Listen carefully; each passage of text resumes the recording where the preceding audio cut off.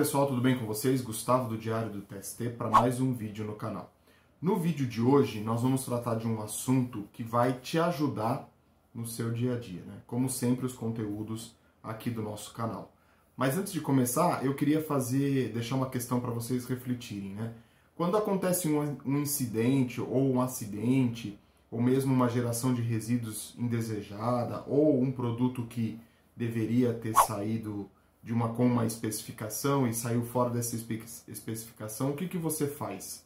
Como é que você resolve o problema que foi gerado? Pois bem, é disso que nós vamos tratar hoje. Eu vou trazer para vocês e vou explicar como utilizar uma ferramenta muito conhecida dentro da qualidade e que dá para a gente aplicar em outras áreas. Por exemplo, a segurança do trabalho e o meio ambiente.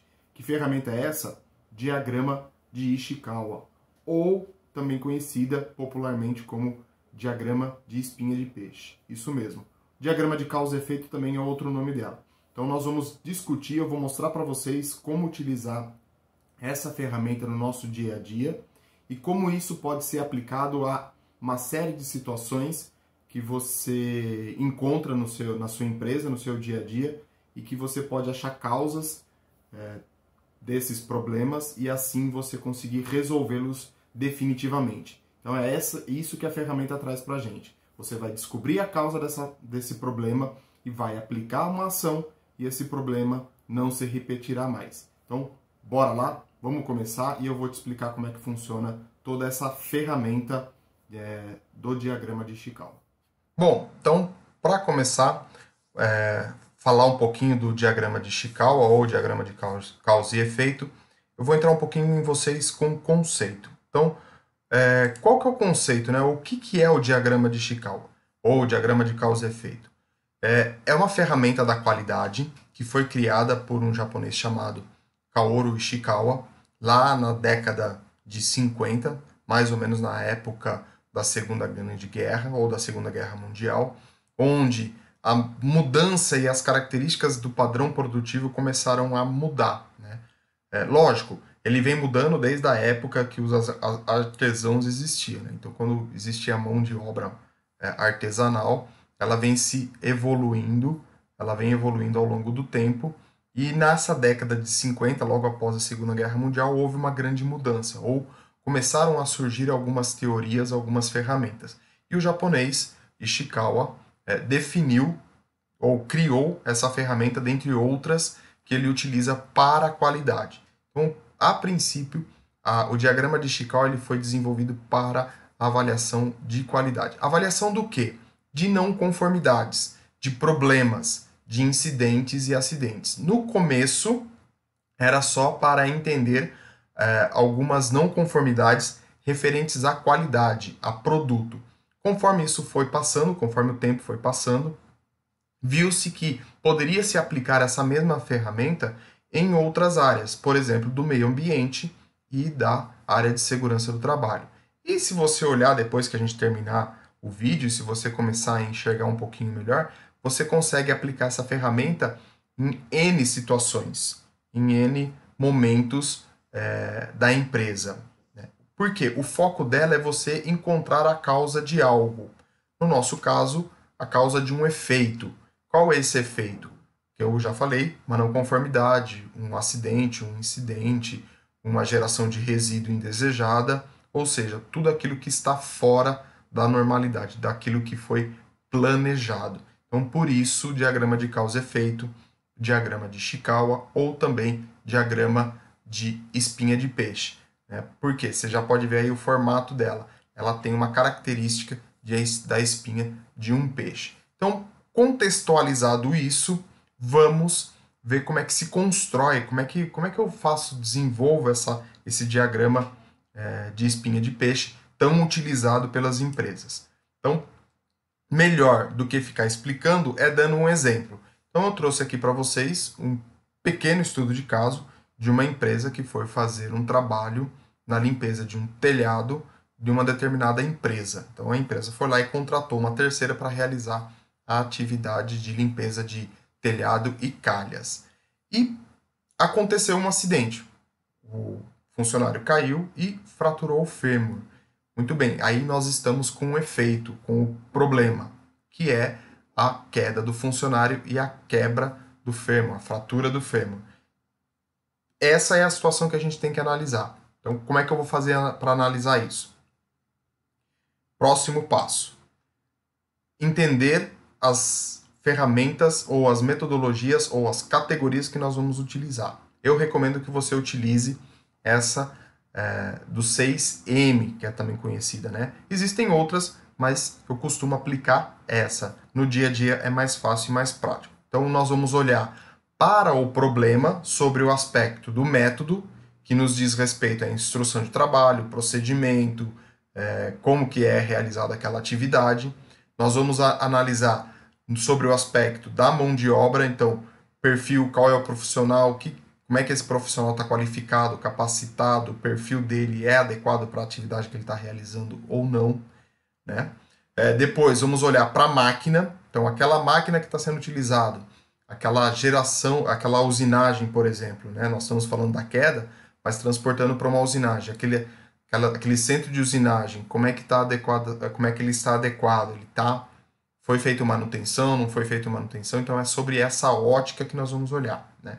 Depois, para o material, então, matéria-prima que eu utilizo nesse processo, ou no processo que causou a não conformidade. Depois, a medida, ou seja, os instrumentos que eu utilizo para verificar esse processo, por exemplo, paquímetro, termômetro, micrômetro, decibelímetro, enfim, higrômetro, né? Tudo isso são equipamentos. Então eu tenho que avaliar esses equipamentos perante ao problema, perante a não conformidade que ocorreu. E depois, por fim, eu vou olhar sobre o aspecto do meio ambiente. Esse meio ambiente vai olhar para a estrutura. Então, tá quente, tá frio, piso irregular, estrutura de aço, estrutura de alvenaria, enfim, todas essas características que compõem o ambiente em que ocorreu a não conformidade. Então, no nosso exemplo, nós temos que olhar para essas 6 categorias em função da queda do trabalhador que veio a fraturar o seu fêmur. Como que eu monto isso? Muito bem. Vou traçar uma linha central. Na extremidade da linha, vou colocar o meu efeito, ou seja, o meu problema, queda do funcionário. Depois dessa linha central, eu vou distribuir essas 6 categorias ao longo dessa linha central. Então, vou separar mão de obra, máquina, meio ambiente, medida, material e método. Fiz isso. Vou começar a analisar cada um deles. Eu vou fazer isso sozinho, né? Se você for da área de segurança, um técnico, por exemplo, você vai avaliar essa situação sozinho. Se você for uma pessoa do meio ambiente, você vai olhar o problema do meio ambiente sozinho ou da qualidade? Não. O ideal é que você trabalhe como uma equipe. Quem vai fazer parte dessa equipe? Você, né? Que está solucionando, que está utilizando a ferramenta, e as pessoas que você julgar necessária para auxiliar você na análise dessas causas. Você pode trazer o acidentado, pode trazer o operador da máquina, pode trazer o engenheiro de processo, pode trazer o engenheiro de produto, pode trazer o gerente da fábrica, do RH, do administrativo, enfim. Você vai olhar para a situação e vai avaliar quais as pessoas que podem contribuir de maneira eficaz dentro dessa análise, dentro dessa solução de problema. No nosso caso, por exemplo, eu traria o próprio acidentado, se ele não tiver internado, nada disso, se ele tiver condições, vou trazer alguém da área da segurança do trabalho, vou trazer os companheiros que estavam ali com ele, o dono da empresa contratada ou o responsável da empresa contratada, provavelmente uma pessoa do ambulatório que atendeu ele, alguma coisa nesse sentido, e alguma outra pessoa do processo, da expedição ou de compras, por exemplo, para avaliar como é que foi feita a contratação desta empresa. Então essa é a minha equipe. Com base nessa minha equipe, eu vou analisar cada um dessas categorias. Então eu vou pegar o método lá e vou avaliar o método com relação ao acidente que ocorreu. Vou utilizar, você pode utilizar qualquer ferramenta, né? Eu normalmente utilizo o brainstorm, que é a tempestade de ideias, e os 5 porquês em conjunto. Por quê? São ferramentas fáceis, simples de se aplicar e que não exigem muito recurso. Um papel e uma caneta é suficiente para que você possa resolver e você consiga fazer a utilização da ferramenta. Então, vou pegar o método e vou olhar para o acidente, vou pegar a descrição desse acidente e vou olhar. Tinha procedimento? Não, não tinha. Por que não tinha procedimento? Porque o cara da segurança não elaborou o procedimento. Por que o cara da segurança não elaborou o procedimento? Porque ele estava sem tempo. Por que ele estava sem tempo? Porque ele tem, sei lá, naquele dia ele tinha 50 tarefas para realizar e não conseguiu elaborar o procedimento. Por que ele tinha 50 tarefas? E aí você vai respondendo esses porquês até você chegar num ponto que você não consegue mais responder esse questionamento. A hora que você não consegue mais responder esse porquê, significa que você tem uma probabilidade muito grande de ter achado a causa raiz. E é em cima dessa causa que você vai atuar. Junto com isso, eu utilizo, como eu falei, o brainstorm ou a tempestade de ideias. O que é a tempestade de ideias? Você vai colocar situação, método, acidente, queda do funcionário. E as pessoas vão dar ideias. E nesse momento é importante que você não deixe as pessoas falar. Por mais absurdo que possa parecer, deixem as pessoas falando. E você vai anotando, vai escrevendo tudo que surgir de ideia. Se esgotou as ideias, ninguém consegue contribuir com mais nada, aí você vai pegar todas aquelas ideias e vai analisar uma por uma e vai riscando aquelas que ou não parecem ser a causa ou não tem coerência com o que aconteceu. E aí você vai ficar com a causa raiz. Então são duas ferramentas muito simples de se utilizar e que você consegue um resultado bem eficaz para você aplicar no seu diagrama de espinha de peixe. Faço isso para cada uma dessas. Tá vendo a importância de você ter uma equipe? Porque quando você vai analisar cada uma dessas, se você estiver fazendo isso individualmente, provavelmente alguma vai ficar para trás, alguma causa vai ficar para trás. E aí, feito isso, você vai ter o quê? As subcausas, que são essas setinhas que eu coloquei aí para vocês. Então, você vai colocar no método a subcausa de cada um. Você pode ter uma, duas, 10, 15, 20, 30, sei lá, né? Quantas. E aí você vai anotar todas elas ali. Em cada uma delas vai ficar visual. Então, você vai entender visualmente aquilo quais são as subcausas de cada uma dessas categorias. E com base nisso, você vai montar o seu plano de ação. Por quê? Se você não fizer simplesmente a análise da causa raiz, a ferramenta ela fica meio manca, concorda comigo? Ela não funciona. Você descobriu a causa e daí? O que eu vou fazer com isso? Eu tenho um problema lá, por exemplo, de mão de obra, onde a pessoa que foi realizar a atividade não era capacitada para aquela atividade, não tinha o treinamento necessário. E aí, tá bom, e eu vou fazer o quê? Né? Então, pego todas essas causas ou subcausas, vou para o meu plano de ação. Qual o plano de ação? Qual é a maneira de você elaborar um plano de ação? Eu sugiro que você utilize a ferramenta chamada 5W2H, né? Uma ferramenta que ela é mais detalhada, que ela é mais certeira na hora de você elaborar um plano de ação. Pode ser feito de outra maneira? Pode. Eu recomendo que seja utilizada esta ferramenta. E aí eu estou mostrando para vocês como que é a ferramenta e eu acrescentei algumas colunas aí que eu acho que é importante para o dia a dia. Primeiro, categoria. Então, do que nós estamos falando? Mão de obra, material, medida, enfim. Né? Você vai colocar a categoria. O que eu vou fazer? Então, eu identifiquei, por exemplo, lá que o funcionário estava sem a capacitação. Então, por que eu vou fazer isso? Porque ele precisa de um treinamento. Onde ou por quê, né? A ação. Vou capacitar ou vou contratar empresas capacitadas. Onde? Na produção, na área de compras. Quem vai ser responsável por isso? Então vai ser a pessoa de compras, a pessoa. Você não vai colocar aqui uma área simplesmente, você vai colocar o nome da pessoa, quem é o responsável por aquela ação. Depois, quando? Não vá colocar também 30 dias, 20 dias. Coloque uma data fim. Na hora que você colocar essa data fim, a pessoa junto com o nome dela, ela se sente mais comprometida, se sente mais responsável por aquela ação. Então, você dá um comprometimento para a pessoa, ou obrigue que a pessoa se comprometa com aquela ação dentro daquele plano que você está elaborando. Como que ela vai fazer? Então, ela vai contratar empresas especializadas em capacitação de funcionários, ou vai contratar somente empresas que têm um certificado XYZ.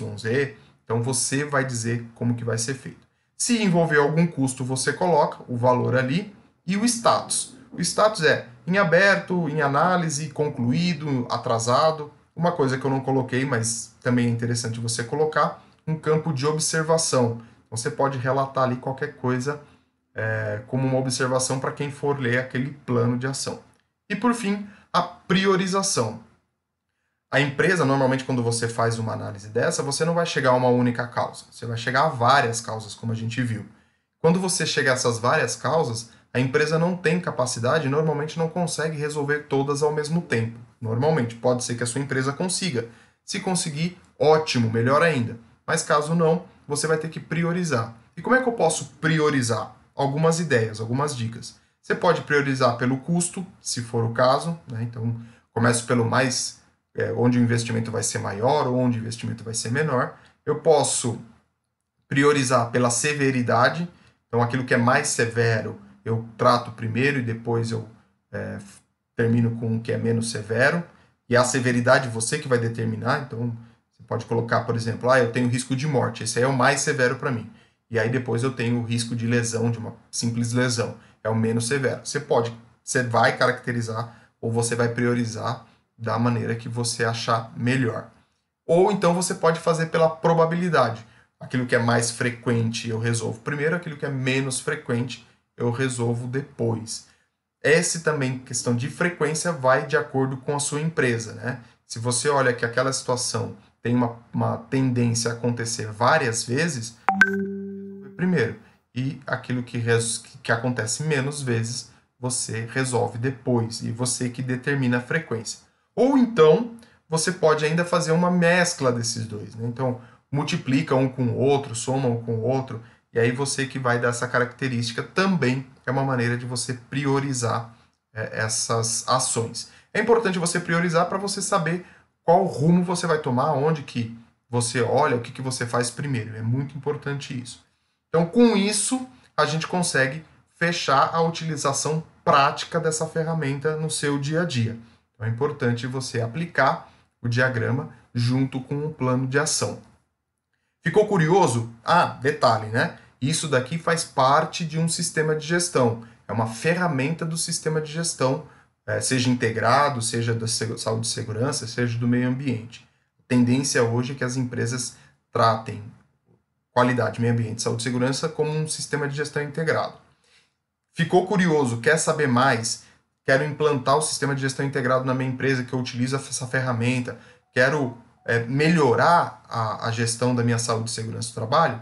Lá no site do Diário, diariodotst.com.br, tem mais conteúdo para que você possa utilizar. Eu disponibilizo lá cursos para você aplicar. Por exemplo, implantação e implementação de um sistema de gestão integrado. Lá está de uma maneira bem fácil, bem simples de ser aplicado, para que você possa utilizar na sua empresa, inclusive junto com o diagrama, do diagrama de Ishikawa e o 5W2H. Então, são cursos que vão complementar a sua experiência e que com certeza você vai ter muito resultado quando bem aplicado. Bem, como vocês viram, é uma ferramenta fácil de aplicar, muito prática também e que condiz muito com a realidade da empresa, né? Que eu volto a repetir para vocês. Não faça nada muito extraordinário para sua empresa se ela não tem essa cultura. Comece devagarzinho, devagar, com ferramentas mais simples, como aquelas que eu citei no vídeo, e aí você vai agregando cultura, você vai agregando pensamento prevencionista, vai agregando essa visão de solucionar o problema de uma única vez, é isso que importa, né? A ferramenta que vai ser aplicada é justamente para isso, para que você não tenha recorrência. Então, no caso que nós citamos lá, o rapaz caiu de uma certa altura, quebrou o fêmur. Eu fui lá, resolvi, fiz a análise de maneira adequada, fiz os registros, montei o plano de ação, com certeza, depois de um determinado tempo, você vai verificar e essa recorrência não vai existir. Então é muito importante você fazer uma análise bem feita. Por que eu insisto na parte multidisciplinar, na equipe multidisciplinar? Porque você vai ter a pessoa que se acidentou ou a pessoa que está envolvido ou envolvida com aquele produto não conforme, com aquela geração de resíduo inadequada, e ela conhece, porque ela está ali todo dia, ela está desenvolvendo aquela atividade todo dia. Junto com isso, você vai ter uma pessoa que entende do processo, então ela vai enxergar quais são os procedimentos e quais foram as falhas na execução dessa atividade. E aí você vai ter a parte de segurança do trabalho dizendo, olha, você não cumpriu o SNR, você não olhou a saúde do colaborador antes de ele realizar o trabalho em altura, você não verificou os certificados. E o mais importante de tudo, né, gente? A partir do momento que você cria essa consciência, as atividades e as ações têm que ser seguidas à risca. Se eu tenho como definição que o colaborador não pode realizar uma atividade sem passar pelo ambulatório, por exemplo, ou sem pelo menos medir a pressão, eu não vou autorizar a pessoa a fazer isso. Por quê? Você tem um risco muito grande de acontecer algo lá em cima. A pessoa pode ter um diabetes, pode ter uma tontura, pode ter uma vertigem e cair, né? Ah, mas ela está usando o cinto de segurança. Tá, mas se você... e o cinto de segurança é obrigatório, né? Está previsto na NR35. Mas se você pode evitar e você pode prevenir, por que você vai colocar? Primeiro que você está infringindo uma lei, né? A NR é bem clara nisso. Você não pode realizar um trabalho em altura sem que você avalie a saúde do seu colaborador. Então é isso. De uma maneira simples e resumida, mais fácil para você aplicar no seu dia a dia, uma ferramenta de análise de causa tão boa e tão eficiente para a segurança do trabalho, para a geração de resíduos e para a própria qualidade. Eu fico por aqui, mas antes de ir, não se esqueça, se inscreve no canal, curte, compartilha, comenta, divulga para os seus companheiros, para os seus amigos, enfim, faça com que esse conteúdo chegue às pessoas para que elas possam aplicar no dia a dia. Mais uma vez, muito obrigado pelo vídeo, se inscreva e a gente se encontra pelos vídeos.